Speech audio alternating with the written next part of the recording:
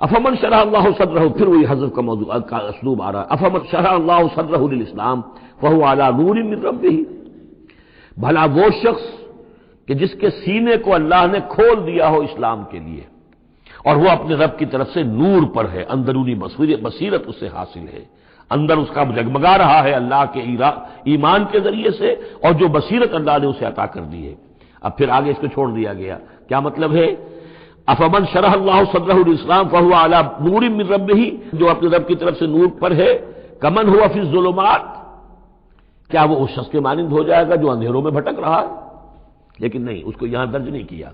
Foil للقاسیۃ قلوبہم، تو ہلاکت اور بربادی ہے ان لوگوں کی جن کے دل سخت ہو چکے ہیں من ذکر اللہ، اللہ کے ذکر سے، یعنی اتنے سخت ہو چکے ہیں کہ ان میں گداز ہی نہیں ہے، ان میں اللہ کے لیے کوئی شوق ہی نہیں ہے، اللہ کو یاد کرنے کا کوئی ذوق ہی نہیں ہے، ان کے دل سخت ہو چکے ہیں، ان کے لیے ہلاکت اور بربادی ہے۔ اولئک فی ضلال مبین، یقیناً یہ لوگ ہیں کھلی گمراہی میں بھٹکے ہوئے ہیں۔ اللہ نزل احسن الحدیث کتابا متشابہا، اللہ نے اتاری ہے بہترین حدیث۔ اصل میں ہمارے ہاں یہ لفظ حدیث جو ہے اس کے ایک ہی معنی لوگوں کو معلوم ہے، حدیث قرآن ہے، حدیث ہے، حدیث سے مراد ہے حدیث رسول صلی اللہ علیہ وسلم۔ قرآن مجید میں کہیں حدیث کا لفظ حدیث رسول کے لیے نہیں آیا، ویسے حدیث کا لفظ صحیح ہے، حدیث رسول ہے، وہ اس میں کوئی شک نہیں، لیکن ہمیں جاننا چاہیے قرآن کی اصطلاح کیا ہے۔ بہترین حدیث قرآن ہے، فبأي حدیث بعدہ یؤمنون، اس قرآن کی جیسی حدیث کے آنے کے بعد اب اور کس چیز پر ایمان لائیں گے؟ تو یہاں پر بھی لفظ حدیث آ رہا ہے، اللہ کا کلام ہے یہ۔ اللہ نزل احسن الحدیث، اللہ نے بہترین بات نازل فرمائی ہے، بہترین کلام نازل فرمایا ہے، کتاباً، کتاب کی صورت میں، متشابہاً، اس کے مضامین بہت متشابہ ہیں۔ اب جیسے ہم دیکھ چکے ہیں کہ 7 جگہ تو قصہ آدم و ابلیس آ رہا ہے، حالانکہ اس میں ہر جگہ کوئی نہ کوئی نئی بات ہے، کچھ نہ کوئی فرق ہے، لیکن یہ کہ 7 جگہ آ رہا مشابہ تو ہے نا۔ قرآن کو جو شخص پڑھ رہا ہے اگر ایک ہفتے میں وہ ختم کرتا ہے تو گویا کہ ہر ہفتے اسے کہیں نہ کہیں وہ آدم و ابلیس کا تذکرہ جو ہے وہ مل جائے گا ہر روز میں۔ تو اس طریقے سے یہ کہ جو اہم مضامین ہیں وہ قرآن مجید میں اس طریقے سے لائے گئے ہیں کہ صورتیں مشابہ ہیں، صورتوں کے جوڑے ہیں، مثانیہ دہرائی ہوئی یا جوڑوں کی شکل میں دونوں معنی ہو سکتی ہیں اس کی۔ تقشعر منہ جلود الذین یخشون ربہم، جن لوگوں کے اندر اللہ کی خشیت ہے ان کے رونگٹے کھڑے ہو جاتے ہیں اس کتاب کو پڑھ کر، اس کو پڑھتے ہوئے ان پر جو اللہ تعالیٰ کا خوف اور اللہ کی خشیت طاری ہوتی ہے تو جلد کے اوپر جو بال ہیں وہ کھڑے ہو جاتے ہیں۔ ثم تلین جلودہم وقلوبہم الی ذکر اللہ، پھر اس کے بعد ان کی کھالیں بھی اور ان کے دل بھی اللہ کی یاد میں نرم پڑ جاتے ہیں۔ ذالک ھدی اللہ یہدی بہ من یشاء، یہ اللہ کی ہدایت ہے جو وہ دیتا ہے جس کو چاہتا ہے۔ ومن یضلل اللہ فما لہ من ہاد، اور جس کی گمراہی پر اللہ تعالیٰ کی طرف سے مہر ثبت ہو چکی پھر اس کے لیے کوئی ہدایت دینے والا نہیں۔ افمن یتقی بوجہہ سوء العذاب یوم القیامہ، پھر وہی حذف کا اسلوب ہے، بھلا وہ شخص کہ جو اپنے چہرے کو سوء العذاب سے بچانے کی کوشش کرتا ہے، جو روکتا ہے اپنے منہ سے، آگ کی لپیٹ آ رہی ہے، آگ کے جو ہے تھپیڑے آ رہے ہیں، اور وہ کیا کرے، چہرہ جو ہے اس کی زد میں ہے۔ افمن یتقی بوجہہ، اپنے چہرے سے روکتا ہے سوء العذاب، عذاب کو، یوم القیامہ، قیامت کے دن، تو کیا بھلا وہ شخص اس کے برابر ہو جائے گا جو روح و ریحان و جنت نعیم کے اندر ہے؟ برابر تو نہیں ہوں گے۔ بھلا وہ شخص کہ جو روکتا ہے اپنے منہ پر برا عذاب یوم القیامہ، قیامت کے دن، وقیل للظالمین ذوقوا ما کنتم تکسبون، اور کہہ دیا جائے گا ان سے ظالموں سے چکھو مزہ، جو کچھ کمائی تم کرتے رہے تھے، یہ تمہارے وہی اعمال ہیں کہ جنہوں نے اس آگ کی شکل اختیار کی ہے۔ کذب الذین من قبلہم، اے نبی جھٹلایا انہوں نے بھی جو ان سے پہلے تھے، فآتاہم العذاب من حیث لا یشعرون، تو ان پر آ دھمکا عذاب وہاں سے جہاں سے انہیں گمان تک نہیں تھا۔ فَأَذَاقَهُمُ اللَّهُ الْخِزْيَ فِي الْحَيَاةِ الدُّنْيَا، تو اللہ تعالیٰ نے دنیا کی زندگی میں انہیں رسوائی کا مزہ چکھا دیا۔ وَلَعَذَابُ الْآخِرَةِ أَكْبَرُ، آخرت کا عذاب بہت بڑا ہے۔ لَوْ كَانُوا يَعْلَمُونَ، کاش کہ انہیں معلوم ہوتا ہے۔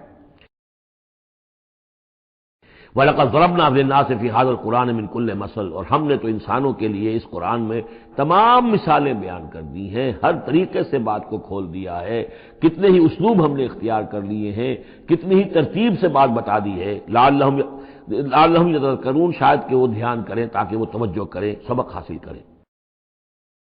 قرآن عربی غیر ذی عوج، اور ہم نے اس کو بنا دیا ہے قرآن عربی، فصیح اور بلیغ عربی زبان میں یہ قرآن ہم نے اتارا ہے، غیر ذی عوج، اس میں کہیں بھی کوئی ٹیڑھ نہیں ہے، کوئی کجی نہیں ہے، سلیس ہے، اس میں کہیں پہیلیاں اور بجھارتیں نہیں بجھوائی گئی ہیں۔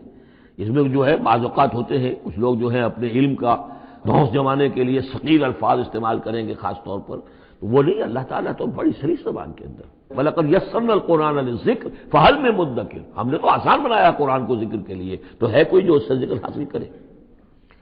قرآن عربی غیر ذی عوج لعلہم یتقون، شاید کہ وہ تقوی کی روش اختیار کریں۔ ضرب اللہ مثلا رجلا فیہ شرکاء متشاکسون ورجلا سلما لرجل هل یستویان مثلا الحمد للہ بل اکثرهم لا یعلمون۔ اب یہ توحید عملی کے لیے ایک تمثیل دی جا رہی ہے۔ اللہ نے ایک مثال بیان فرمائی ہے ایک شخص کی، ایک ایسا غلام ہے جس کے کئی آقا ہیں، 4 آدمیوں نے مل کر خرید لیا ایک غلام، اب وہ غلام 4 کا غلام ہے، 4 اس کے آقا ہیں۔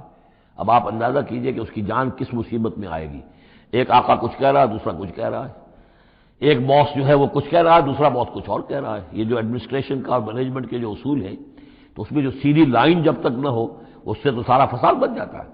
اب وہ جو بیچارہ غلام ہے جسے 4 آقاؤں کو خوش کرنا ہے، اس کی تو جان ہر وزیر کے اندر ہے۔ وَرَجُلًا سَلَمًا لِرَجُلٍ، اور ایک شخص ہے جو پورا کا پورا ایک شخص کا غلام ہے۔ تو ایک آقا کو راضی کر لینا، اس کی خدمت کرنا، اس کو مطمئن کرنا کتنا آسان ہے، جبکہ ایک سے زائد آقاؤں کو مطمئن کرنا اور خوش رکھنا اور ان کی خدمت کا حق ادا کرنا بہت مشکل ہے۔ یہی شرک اور توحید کا معاملہ ہے، ایک اللہ کے بندے بن جاؤ، اسی میں سکون ہے، اسی میں اطمینان ہے، اسی میں چین ہے، ذہنی سکون اور قلبی اطمینان بھی اسی میں ہے، روحانی سکون بھی اسی میں ہے۔ اور جب تم یہ کہ یہ شرک اور بہت سے دیوی اور بہت سے دیوتا، تو ہر وقت جو ہے وہ جان کانپتی رہے گی کہ ایک دیوی راضی ہو رہی تو دوسری ناراض ہو رہی ہے، اور ایک دیوتا جو ہے اس کی کوئی ڈنڈوت کی ہے تو دوسرا ناراض ہوگا کہ میرے ہاں کوئی چڑھاوا نہیں چڑھایا، تو یہ تو ان کی جان تو ہر وقت جو ہے مصیبت کے اندر رہے گی۔ ضرب اللہ مثلا رجلا فیہ شرکاء متشاکسون، اور وہ شریک جو ہے اس کے آقا وہ زندی بھی ہیں، ایک دوسرے کے ساتھ اراد رکھنے والے بھی ہیں، تو اس کا کیا حال ہوگا اس غلام کا جو ان 4 آقاؤں کا غلام ہے۔ وَرَجُلًا سَلَمًا لِرَجُلٍ، اور ایک جو غلام وہ ہے، ایک شخص وہ ہے جو ایک ہی آدمی کا غلام ہے۔ هل يستویان مثلا، کیا یہ برابر ہو سکتے ہیں مثال میں؟ الحمدللہ، کل تعریف اللہ کے لیے، یعنی یہ کہ صاف بات ہو گئی کہ توحید ہی صحیح راستہ ہے، بل اکثرهم لا یعلمون، لیکن یہ کہ ان کی اکثریت علم نہیں رکھتی۔ اِنَّکَ مَیِّتٌ وَإِنَّهُم مَیِّتُونَ، اے نبی آپ کو بھی وفات پانا ہے، موت آپ پر بھی وارد ہوگی اور یہ سب بھی مریں گے۔ ثم انکم یوم القیامت عند ربکم تختصمون، پھر تم اپنے رب کے پاس قیامت کے دن آپس میں جھگڑو گے۔ کیا جھگڑو گے؟ حضور کہیں گے کہ میں نے تو یہ ان کو بتا دیا تھا سارا کچھ، اللہ جو تو نے بھیجا تھا میں نے پہنچا دیا تھا۔ ان میں سے ہو سکتا ہے کچھ کھڑے ہو کر یہ پلی لیں کہ نہیں نہیں مجھ تک بات نہیں پہنچی تھی، یہ جھگڑا ہوگا پھر، کیونکہ اللہ تعالیٰ نے تو بھیجا محمد رسول اللہ صلی اللہ علیہ وسلم کو، اور جواب دہی ان سے بھی ہوگی۔ سورہ اعراف کی آیت نمبر 6 بڑے اہم آیات میں سے ہے وہ قرآن مجید کے، فَلَنَسْأَلَنَّ الَّذِينَ أُرْسِلَ إِلَيْهِمْ وَلَنَسْأَلَنَّ الْمُرْسَلِينَ، ہم ان سے بھی پوچھیں گے جن کے طرف رسولوں کو بھیجا، اور ان سے بھی پوچھیں گے جنہیں رسول بنا کر بھیجا۔ تم نے ہمارا پیغام پہنچا دیا تھا؟ جی ہم نے پہنچا دیا تھا۔ اسی لیے حضور نے گواہی دے دی تھی حجۃ الوداع میں، الا هل بلغت، لوگوں میں نے پہنچا دیا کہ نہیں؟ اور پورے مجمع نے کہا انا نشہد انک قد بلغت وادیت ونصحت، ہاں حضور ہم گواہ ہیں، آپ نے حق تبلیغ ادا کر دیا، حق خیر خواہی ادا کر دیا، اور آپ نے حق امانت ادا کر دیا۔ پھر آپ نے اللہ کی سے خطاب کرتے ہوئے انگلی سے اشارہ کیا آسمان کی طرف، اللہم اشہد، اللہم اشہد، اللہ تو بھی گواہ ہے، یہ مان رہے ہیں کہ میں نے پہنچا دیا۔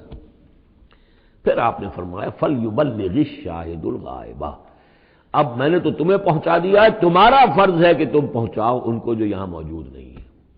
یہ ہے سلسلہ جو شروع کیا ہے، یہ گویا کہ جو میں نے کل بتایا تھا رسول و رسول اللہ ہے، اب گویا کہ پوری امت جو ہے وہ اللہ کے رسول کی رسول ہے۔ اللہ کے رسول نے باقی پوری نوع انسانی کے لیے اپنی امت کو یہ کام سونپ دیا ہے کہ جیسے میں نے تمہیں پہنچایا تھا تمہیں پہنچانا ہے پوری نوع انسانی کو۔ تو پوری امت گویا کہ رسول و رسول اللہ ہے، اللہ کے رسول کی رسول، کہ اللہ نے بھیجا محمد کو اور محمد نے وہ ذمہ داری ان کے اپنے کندھے سے ان کے کندھوں پر منتقل کر دی۔ یہ ہے صورتحال جس کو دو جگہ قرآن میں کہا گیا. سورہ حج میں بھی ہم پڑھ چکے, وَاجْتَبَاكُمْ وَمَا جَعَلَ عَلَيْكُمْ فِي الدِّينِ مِنْ حَرَجٍ إِلَىٰ قَوْلِهِ تَعَالَىٰ لِيَكُونَ الرَّسُولُ شَهِيدًا عَلَيْكُمْ وَتَكُونُوا شُهَدَاءَ عَلَى النَّاسِ. اور ادھر سورہ بقرہ کے اندر کہہ دیا گیا ہجرت کے ادھر ہجرت کے ادھر, یہ دونوں صورتیں ہجرت سے متصلاً قبل حج اور ہجرت کے متصلاً بعد البقرہ. اور ادھر کیا آ گیا وَكَذَلِكَ جَعَلْنَاكُمْ أُمَّةً وَسَطًا لِتَكُونُوا شُهَدَاءَ عَلَى النَّاسِ وَيَكُونَ الرَّسُولُ عَلَيْكُمْ شَهِيدًا, صرف ترتیب بدلی ہے.